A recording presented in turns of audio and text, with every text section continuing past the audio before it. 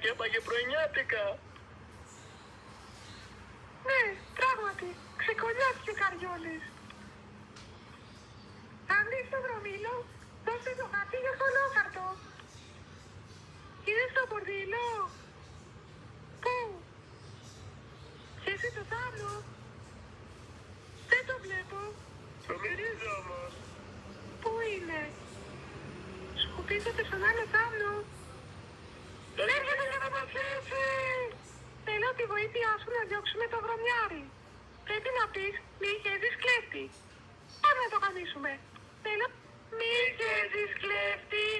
Μη χέζεις κλέφτη. Μη χέζεις κλέφτη. Ωραία, πώς με βιάζανε.